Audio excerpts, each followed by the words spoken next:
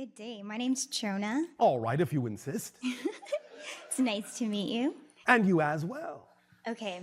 I wanted to ask you how to stay in the present moment, because when I meditate, What time is it? it's now. What time is it?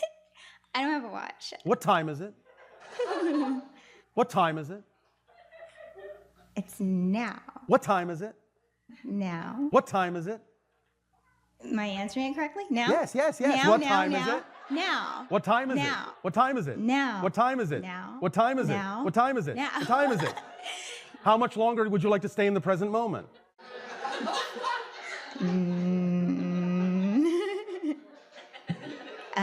For every moment. All right. Now, please understand this. Again, we understand that sometimes these things can actually be a little bit misleading because they are being translated into your earth human language. Mm-hmm. You're always in the present. You're never not in the present. You can't be anywhere else actually. Mm-hmm. But you can pretend that you are not in the present. You can create the experience that you're not in the present, but you have to be in the present in order to create that experience. Right. If you know that, then you'll always be experiencing the now. But euphemistically, we have talked many times about the idea that in your terms, the easiest way to do that is by always acting on your highest excitement. Yes? Mm-hmm. Because excitement keeps you in the now. If you live in the now fully, knowing that everything that's going on right now is exactly what needs to be happening, and you're not thinking you're supposed to be somewhere else, you're not invalidating what's going on now, then you'll stay in the now. Because the only thing that's important is what's going on now and what your relationship is to it. Because remember, even what seems to be many different moments are actually the same moment, just from a different point of view. You understand that concept? I do. So you're always actually in the now, Right. but you can play the game to pretend that you're not. But if you know you always have to be in the now in order to play the game that you're not, then you'll remember that you're always in the now. Right. Does this help?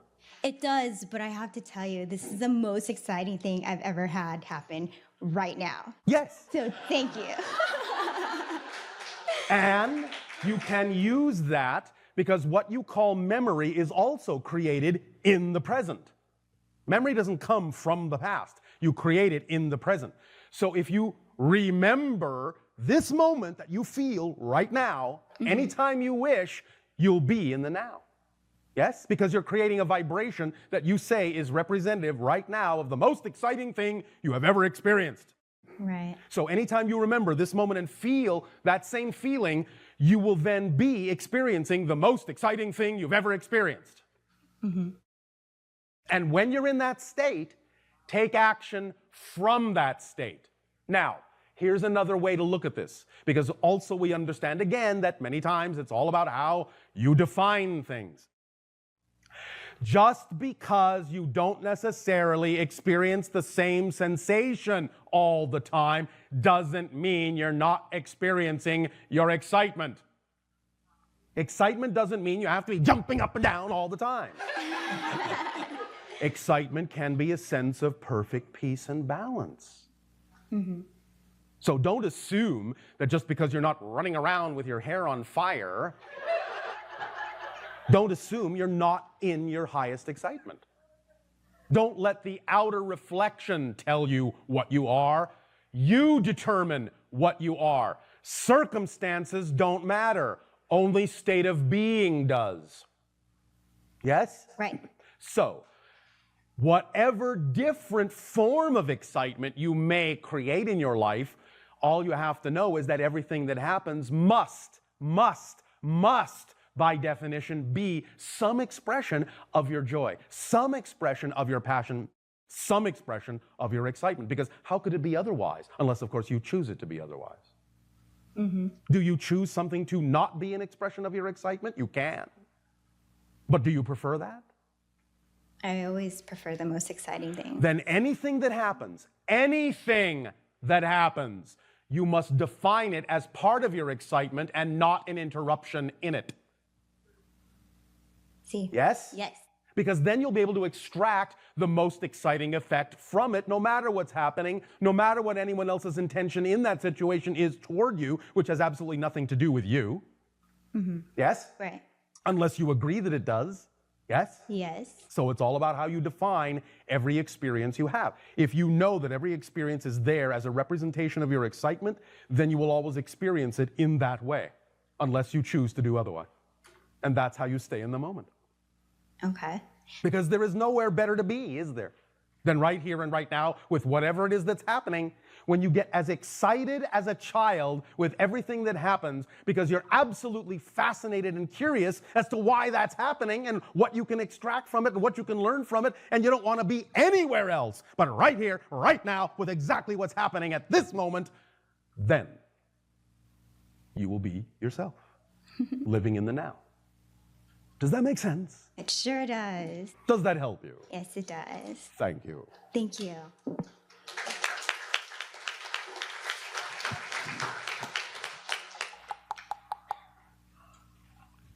Bashar. Good day.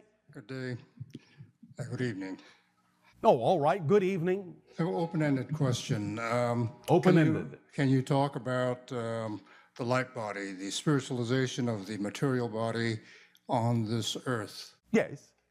Well, again, the idea, as was expressed to some degree in the transmission that we gave called the 9 levels of consciousness, but put more simply right now for this conversation, is simply the idea that you are a higher frequency energy. That is your natural state in a sense. You are consciousness. And in a sense, it could be said that, again, euphemistically in your language, you densify, crystallize your essence into a particular vibratory pattern that to you represents the experience called physical reality. It's similar, again, by crude analogy, to the idea that what you really are is steam, but you can densify yourself into liquid and densify yourself even further into ice. It's all made of the same thing. It's all energy, it's all consciousness, it's all spirit, if you wish to use that term. But you can create different frequency patterns within your consciousness to give yourself the experience of that crystallization, that densification, to have a different kind of experience of yourself that you call physical materialization, which is simply all going on within your consciousness. Does that answer your question? I'm not sure. Oh, all right. In whatever direction would you like to take this, perhaps, to gain more clarity? Well, as I understand it, the spiritualization of the material body is something that we're all, or almost all, going to go through as we go on into the enlightened years or the golden age. And Are you talking about the idea of ascension? of the one? Ascension? Where you raise your vibration back up. Ascension into, and Yes, well, that's in just the raising physical. your vibration back up. That's just expanding your consciousness again out beyond the parameters of the physical focus. When you talk about these ideas of physical body and light body, understand those are just analogies. That's not actually what's happening mechanically. It's just an analogy.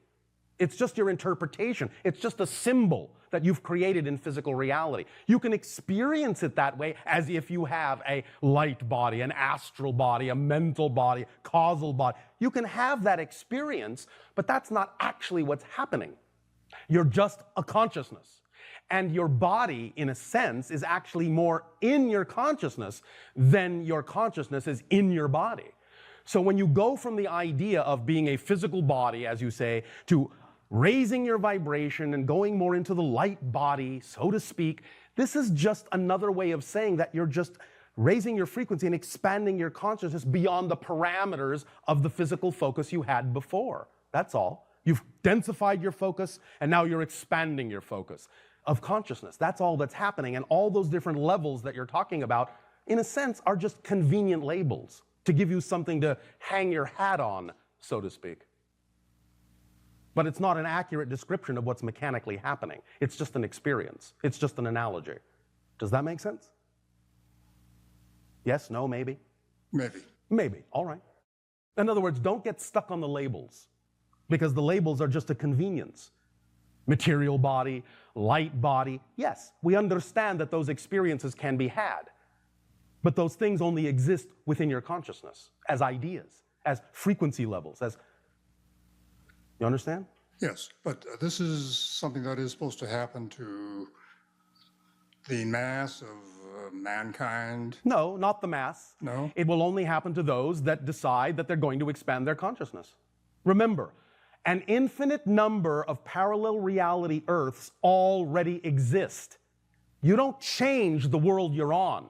You change your vibration, and that shifts you to another parallel reality Earth that's already representative of the vibratory level you have changed to. But not everyone has to do that. The old Earth will still exist with all the people still on it who operate at that frequency. Only the ones that operate on a different frequency will shift to a world, another version of Earth that is representative of that higher frequency.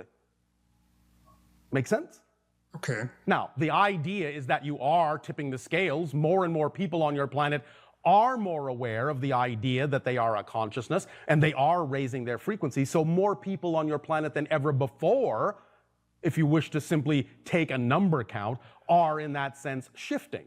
So you could say, yes, the mass of humanity is uplifting to a great degree. But that doesn't mean that even though a whole bunch of you will shift all at once to different parallel realities more reflective of that upliftment, that all of you will necessarily. Some of you will decide that they want to go in another direction. But that's infinite. You can go in any direction you wish, based on whatever frequency domain you operate on, based on whatever signature vibration you give off will determine the parallel Earth that you experience. And that's how things change. No world itself actually changes. Only you change, and you shift to the world that already exists that's reflective of that change. And you keep doing that, and you're doing it right now billions of times per second, as we said. Does that make more sense? Yes, that makes sense. All right. Thank you. Thank you.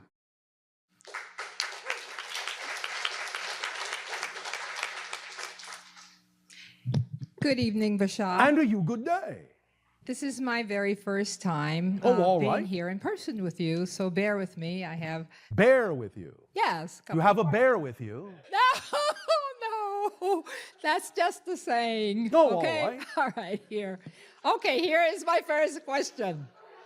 What do you think we can expect to happen after December 21st, 2012, in our global consciousness, in our economy, in our politics here in the United States of America, and how can these three areas affect the rest of our planet? Thank you.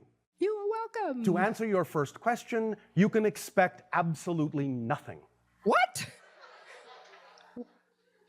Remember, if you have been paying attention to what we said about acting on your highest excitement, Yes. the whole formula is this. Because we understand that many of you lock onto the excitement part and forget the rest of the formula. Oh. Act on your highest excitement to the best of your ability, taking it as far as you possibly can until you can take it no further, with zero expectation of what the outcome ought to be. All right. I think So I you can remember that expect nothing. one. Ooh. However, because many of you are focused on the expansion of your consciousness, you have created altogether a kind of collective consensus that we can read, in a sense, and tell you what the energy is that exists right now. Because you see, there is absolutely no such thing as a prediction of the future. No such thing. There is only a sensing of the energy that exists at the time the prediction is made. Why do so many people make the predictions then? Because they are sensing where a lot of energy, a lot of momentum may exist. And if that energy doesn't change, it will manifest. But if the energy does change, it won't. Something else will happen. That's when predictions don't come true. Ooh. Because they may not recognize that the thing they're picking up on right now is just the energy as it exists right now, but they may not be sensitive enough to know whether or not there's a large amount of momentum behind it or a little bit of momentum behind it. Is it a high probability of manifestation or a low probability of manifestation? Because you're only capable of sensing what exists now. There is no then yet. Whoa. Because everything, every possible future already exists. So the idea is, which one will you probably experience based on the shifts within your energy? Then you have some degree of probability of manifestation of that particular experience. But if you change your mind, you won't have that. You'll have something else. And that's why when you hear a prediction, the knowledge of the prediction itself can actually render itself obsolete, because it's telling you, hey, here's how the energy is laid out. If you don't prefer it, you can change it now that you're aware of it. And if you change it, well, you've just rendered the prediction moot. Yes? Yes. All right.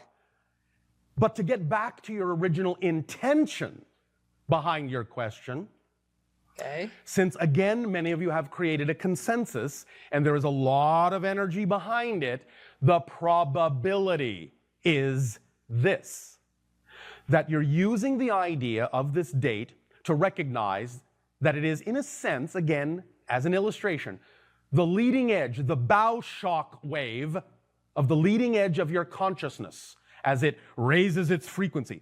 Like going through the sound barrier and you have the big kaboom. That date is the demarcation line, the crossing of the threshold, the tipping of the scales, where you go as a collective from being more negative than positive to finally being slightly more positive collectively than negative.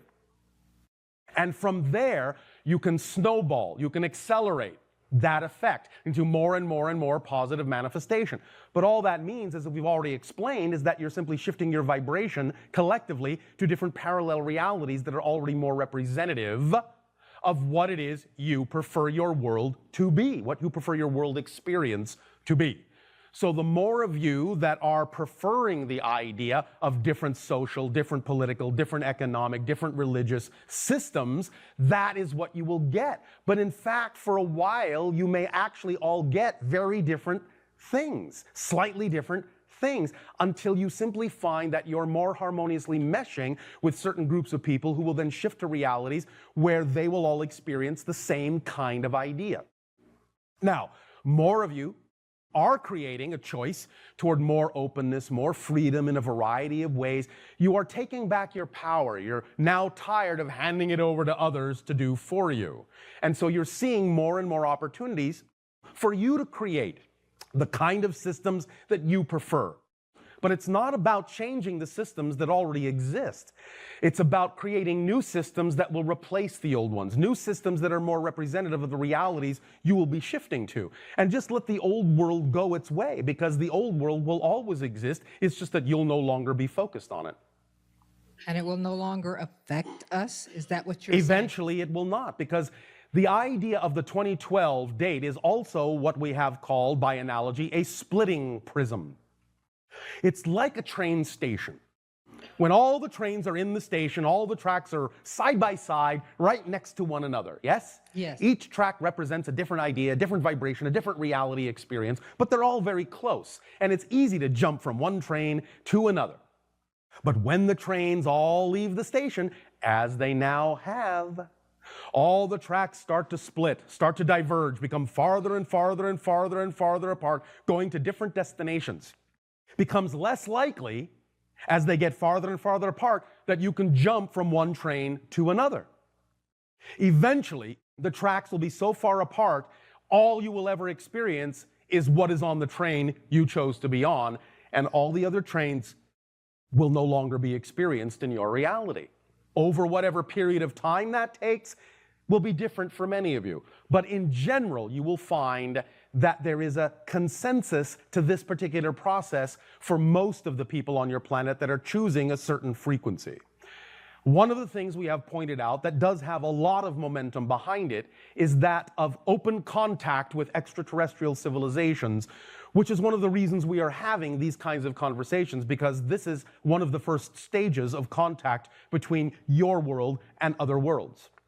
To have these dialogues, to introduce new ideas that change your frequency and make you more compatible with the idea of contact with other civilizations who are already operating more holistically than your world does. The idea, therefore, to sense the energy that exists right now with regard to this particular issue of contact is, as we read the energy, the most likely window for contact will be between your years of 2025 and 2033. As we read the energy now, that's the most probable window in which open contact will exist on your planet. Does that make sense? Yes, it does. It's a few years away. Not really.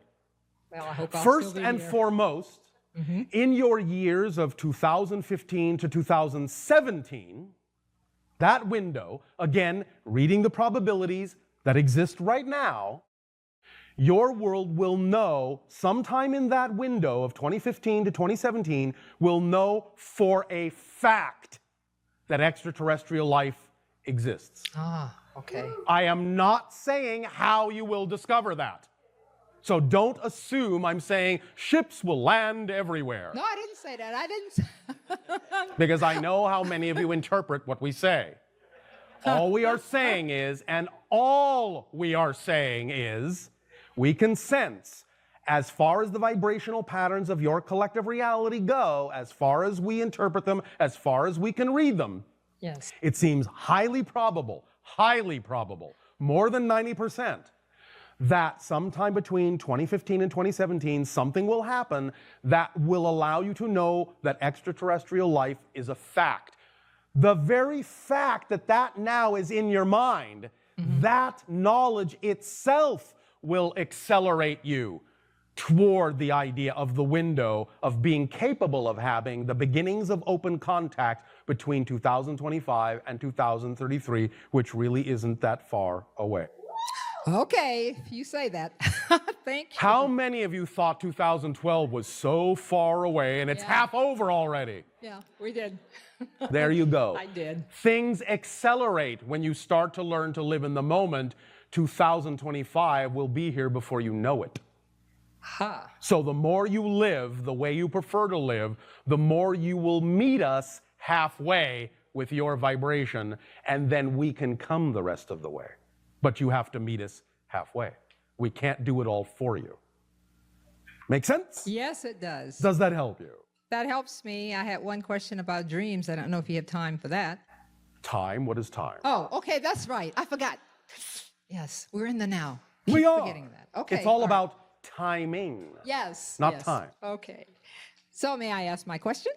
That was a question. Oh, okay. So now you have to ask another one. Oh, okay. That was fast. All right. The question is, I really focus a lot on dreams. I'm intrigued by them. all I'd right. like you to answer something for me. Yes. A few years ago, I dreamed I was a poet, and I woke up and began writing. All right. Then I began channeling Yes. poetry, Yes. and I have several books. Yes. I have very intense dreams now, and sometimes they seem so real. They are real. But when I wake up, Yes. sometimes I record them. Yes. And I can understand some of the messages, but there are others Yes. that are really gnawing at me, and I don't That's because, understand what as they mean. any poet, you need some mystery along with the answers. But I want the information. I want You'll the answers get to it the dreams. when you need it. What? You'll get it when you need it. What did I just say? It's about timing, not time. But I might forget the dream. No, by no, then. no, no, no, no, no. Oh. There is no such thing as memory. That's an illusion. You simply learn to live in the moment, and when you live in the moment, you will know what you need to know when you need to know it. You will not know it a second before you need to know it, but I guarantee you will not know it a second later than you need to know it. Even if it bugs you. The bugging is the mystery that lures you into more of yourself. What is poetry without the component of mystery? Yes.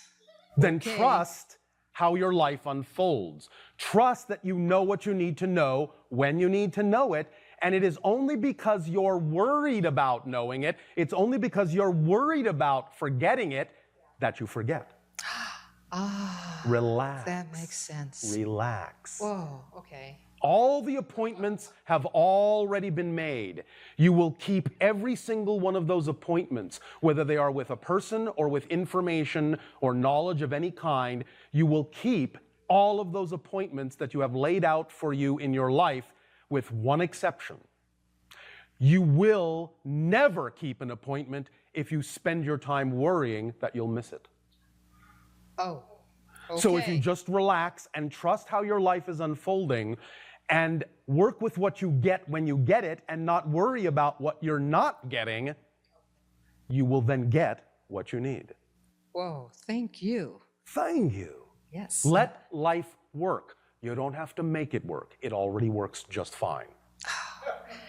All I'm right? so blessed. Thank you so much. Thank you, and pleasant dreams. Okay.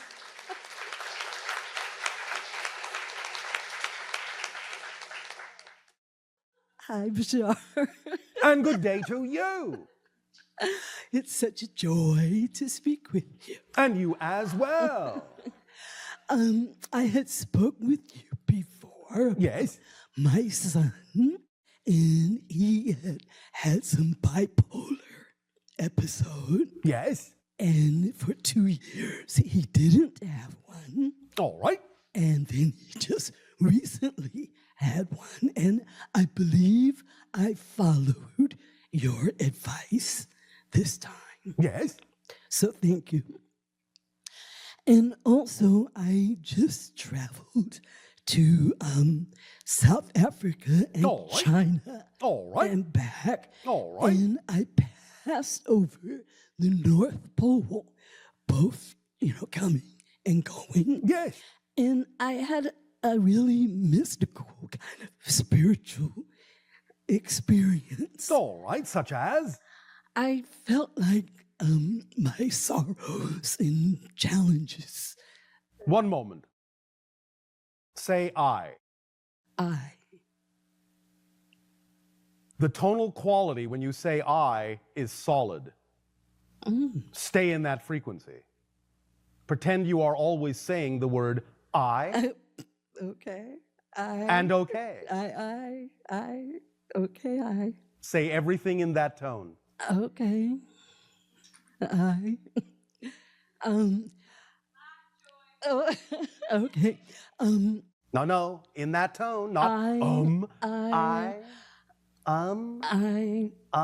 gonna be singing in a minute. Stay in the higher registers. Stay in the higher registers. There you go. Stay in that frequency. That's a reminder for you to raise your frequency. Because that's where your communication strength lies, in the higher frequency. Don't go down. Stay up. Okay, All right. right, Sing if you must. okay.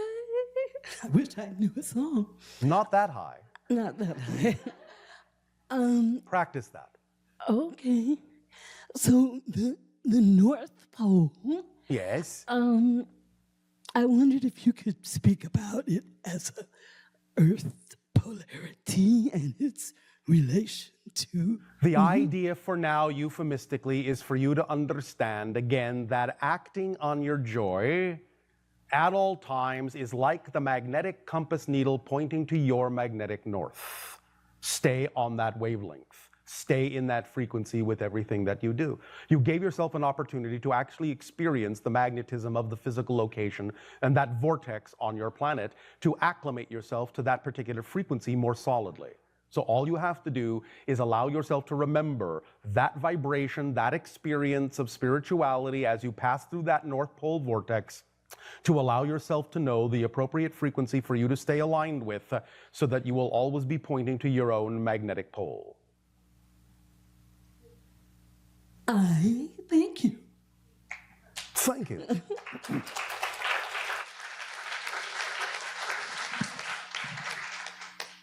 Hello, Bashar. And to you, good day. Good day to you too. Pip, pip. Pip, pip, hooray. It's so wonderful to be here. I want to thank you so much for the citation transformation. I had such a great time, and I appreciate all that you've brought in. And All right. today I'd like to ask some questions about some of my excitement that I've gotten from being with you. I've created some things, and Yes. gotten some downloads, including the Tribe of Infinite Beauty. All right. I've been practicing and sharing these rights and actually increasing like the synergy amongst groups and having some pretty fantastic transformations. Thank you. Thank you. And I've noticed that more and more people are starting to share these kinds of group rights. Yes. And I'd like to It is hear, a symptom of the expansion of consciousness. I would like to know more about them if you have more to share. More about the rights? About this type of expansion, what the rights are offering, the synchronicities that come when we become our full selves in a group. But you understand this already. I know. I guess I was wondering if there's any more information to help accelerate these experiences. Of course there is more information which you will discover as you keep expanding. Thank you for that. You want me to spill all the beans? Well, I am from Boston. Beantown, so we like the beans spread around. All right. How synchronous. Thank you. Well, my project or my space that I create is called Synchronicity Station, so All right, there you go. thank you. So believe in what you have called yourself, and you will have all the information you need. Thank you so much. Well, it's up to you. I didn't do it. Oh, well, But you're welcome Thank anyway. me so much. Thank you. I've also noticed that I've encountered a being, or perhaps a part of myself, Yes. called Rainbow Eagle Woman. Yes. I know some things about her, but there are some things that are mysterious, which Such as? she seems like I've noticed that a lot of people have been bringing in this presence of the rainbow eagle. Yes. and I Because wonder it's if- representative of the idea of the full spectrum of vibrations. And thus, then, by combining the full spectrum, you rise higher and have the viewpoint of the eagle. That's the symbology. Oh, thank you. And there's another synchronicity. When I was in England, I was actually experiencing something like the concerts that you have. Yes.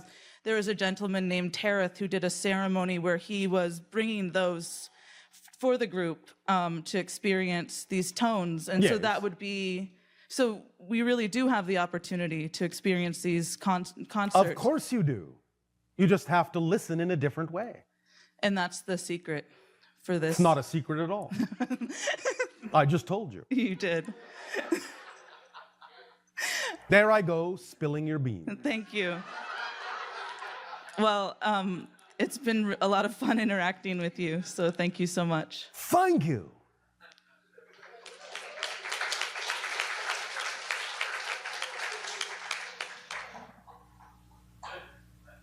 Hello, Bashar. And a you good day. Speak up, speak up.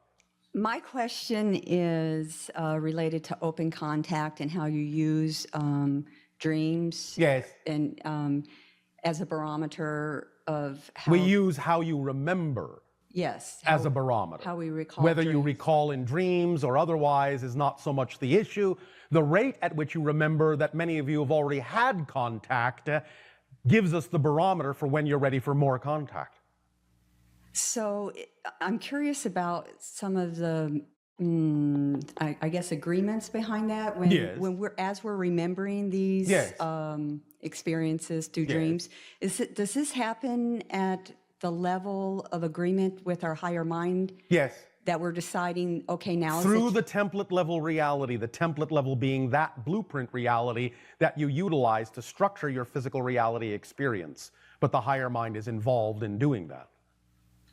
okay. So it's a collective Yes. decision to say, Yes. okay, now okay. Even though the physical mind, in a sense, may not always remember that. Okay. And so what you're checking then is you're aware of that. It's not necessarily something that we have to communicate to any other being No. outside of ourselves. This is No. just naturally sort Yes. of, okay. In a sense, it's like suddenly all waking up one day and realizing that without even knowing it, you all know the same thing. And then, It's the biggest secret that's no secret at all, eventually. Okay. And then as we remember them through dreams, does Yes. that eventually shift into more conscious memory? It does. Okay. Because the more you remember, you will get a reflection, more and more reflections in what you call your physical reality, that was real in its own terms, even though it may have taken place in a slightly shifted dimensionality space. So I wanted to ask about one of my dreams. Yes. I was on a planet where it seemed as though the oceans, they kept the shape, the water of the oceans kept the shape of as though they look like the oceans here, Yes. but they're sitting on top of the ground and somehow still holding that shape. All right. Are you aware of this? And is my memory correct on this? You're having an experience in a slightly altered dimension of reality. It is not exactly in your physical universe, but in the idea of some of the higher planes where you're playing around a little bit with exactly how to represent the recreation of your world. In other words, you're playing around in the template level reality. You just didn't put the ocean quite back where it belongs. Okay. But it's showing you that you have the ability to rearrange these things. It's showing you that you're working with the blueprint, and that if you simply rearrange the blueprint, the physical reality will follow suit, no matter how strange that may look. Okay. And remember that the idea of the water being above ground is also representative in many ways of emotionality being more on the surface. Okay. All right. More transparent. Oh, okay.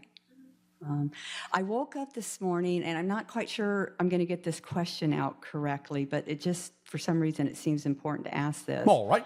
So the idea that everything exists already. Yes. Everything exists. The structure already exists completely. Okay. The experiences of it from different points of view are what's new. And that's what I wanted to ask about, the experience. Yes. Okay. It's a different perspective of the structure. Right. So if there's no past, there's no time, and everything. Well, there's the experience of time, but it doesn't actually exist as a mechanism per se within the structure. But the structure can give rise to that experience, that illusion. So if we're creating all of these experiences Yes. based on perspective, Yes. okay, do every experience that can be had, does that also already exist? No. So wouldn't that be something new in all that is? That's what I said. The structure already exists. What's new are the experiences. That's the act of creation expanding. So how does that fit? I'm not making the connection. How does it fit in all that is already is all that it is? It is all that it is. But we're creating new. But it's having the experience of becoming all that it is. So all experiences don't exist yet. No. Okay. I have to kind of play with that Speaking one. from the linear perspective, no. Speaking outside of time, yes. But speaking from the linear perspective, no, they don't. Okay. Because you're having these experiences, you're creating these processes, you're creating the experience of transformation, learning, and growth from within the framework of space-time. And from within that framework, they don't all exist. Within the one they do, but not within the idea of the experiences within space and time. Does that make sense in your language? It might not. No, I think I get that. I get that in the context of. It's all about context. It's all about perspective. It's all about your point of view. But it is the experiences that are the actual experience of all that is creating itself, discovering itself for the very first time, even though everything already exists. Remember, some of the difficulty you may be having in understanding this is the human mind's insistence on things being this or that, when in fact it's this and that. Okay. So it all exists and it doesn't. Yeah. Now you are dealing with absolute cutting edge creation when you're discussing this idea. And that's why there may be a little bit of difficulty in the translation of this concept into your language. Everything already exists, but the experiences don't, yet they do. Right. Okay, so Now, I had another dream Yes. where I was, I'm just going to describe it this way. I was sort of in the void, just consciousness. There was nothing else there, just darkness. Yes. But I was just aware I was consciousness.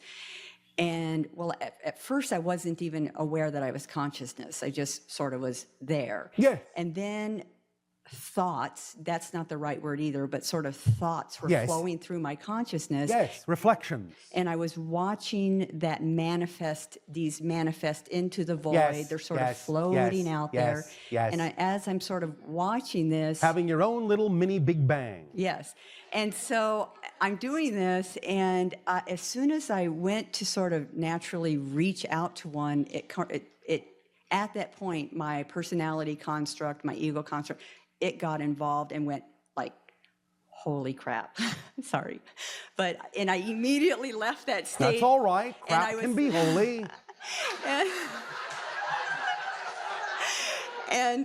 But the thing that was interesting about that, because it brought me fully back into my body, but just prior to that, Yes.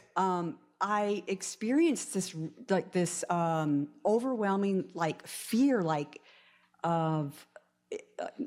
fear's not quite right, but it's fear of just this power, Yes. how could I Yes. do this?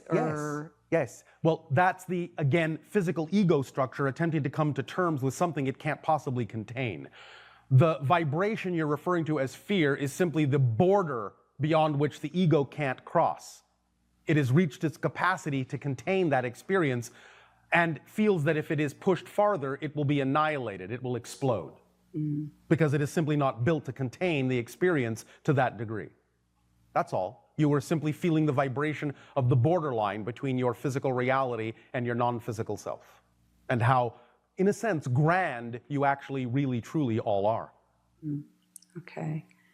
That's why we say, if you truly experienced right now as a physical being the degree of ecstatic energy that you actually are, you would explode. Yeah, I could see that after All that. right. Okay, one last thing. And it's another dream. And I was with my brother, and it was at night, and we were in this area where there were a lot of people in a stadium. It was an open outdoor stadium. And I look up in the sky, and I see ships, UFOs. Yes.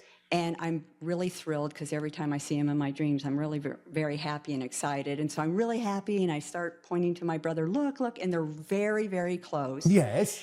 But nobody else sees them. My brother doesn't see them. No one else sees This them. is quite common. So You have to be of a certain frequency to perceive certain things that are slightly out of phase with your reality. So I'm wondering, though, is that something that he and I experienced together? In a sense, but it was a consciousness connection, a consciousness realization for you. It was something that you had worked out together on a dream level to teach you the difference between frequencies. That's the frequency you want to be in. Okay. You understand? Yeah, and I recognize that in the dream. I was saying to myself, All right. oh, okay, everybody's not at the proper frequency to It's see not this. about proper. Or the frequency. It's just what is relevant Okay. to that experience. That's the frequency that's relevant to the experience of seeing what is always all around you, but is invisible to most of you. Change your frequency, and what was invisible will become visible. Thank you. Thank you. At this timing, you may take a short break. We will resume this transmission with the holotope meditation to help crystallize and anchor into you the idea of resonance and reflection. Enjoy a very short break.